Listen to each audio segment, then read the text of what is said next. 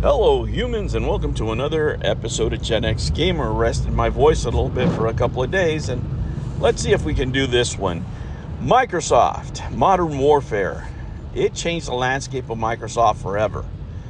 First of all, let's destroy a couple of narratives here. Is one of them that Microsoft is getting out of the hardware business? No, I don't think so. I think they're going to still make cloud streaming devices, and other type of devices. I think they're walking away from physical games because by looking at the numbers from Modern Warfare, I mean, the bean counter just saw, hey, this is a lot more profitable than having physical games. That's just a fact. Let's face it, guys, Modern Warfare wasn't received as the game of the year or anything like that, and the game is still making money because it has a loyal fan base. And when it comes to people saying that Microsoft lost the console war and they're just walking away from hardware, well, they conceded the console war last year. I mean, some people are acting like this is just breaking news right now. Last year in court, if you remember, Phil Spencer mentioned that for all practical purposes, they had already lost the console war, that they were not going to catch up to Sony, at least not in this generation. But what Call of Duty did is show these guys the light of how much money you can make with a game like Call of Duty as opposed to making physical games and, making somewhat of a profit, but still have a lot of liability out there.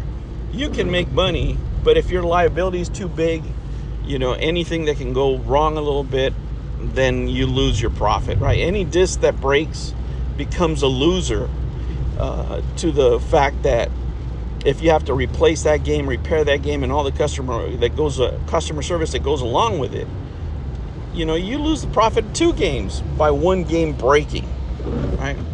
When you can do things online, then it just becomes a lot easier.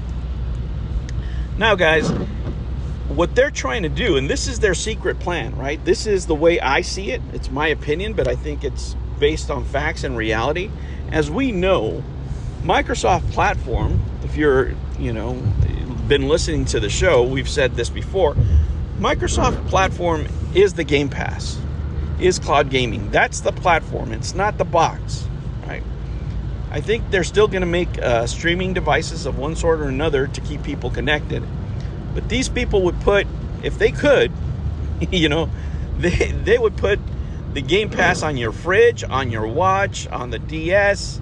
They would put it on Nintendo shit. They would put it on the Amico if people would be willing to pay for it, right? You could already play it on the Atari VCS, for example. I can play my Xbox there. But regardless, what this does, guys, it gets people used to having the Microsoft brand and other platforms, specifically the PlayStation. So this is like putting your foot in the door to the PlayStation market and say, look, we have these type of games. This is what you're missing on the Game Pass. This is X, Y, or Z. Now, is that for the purpose of people leaving their PlayStation consoles and going over to Microsoft? No. What this is for is to make it easier for the transition eventually of putting the Game Pass on the PlayStation, on Sony devices, more importantly, on Sony TVs. That's what this is for. That's exactly what this is for. Yeah, you're going to get to play Gears of War and other cool games, this and that and the other, but that is not the primary reason. Sony can decide, hey, you know what? We're just never going to put it on the PlayStation, right? Because we don't want the competition as far as consoles. But, a service on our TVs, right? A service on a TV, then, that would be something different because it could create a revenue stream for them, right? In addition to selling the TV, if people are subscribing to the service, then, they get a cut of that action. So it's a win-win for everybody.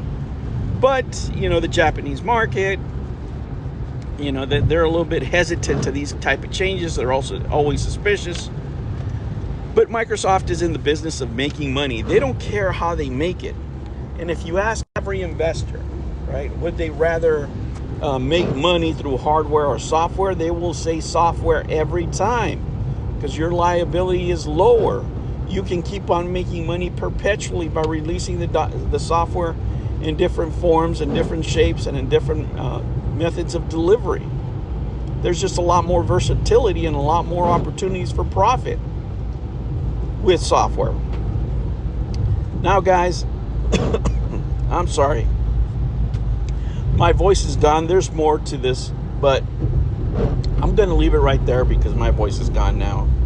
And those are my thoughts. I think this is just a way for Microsoft to get their foot in the door in the Sony market, specifically into TVs and eventually into the PlayStation.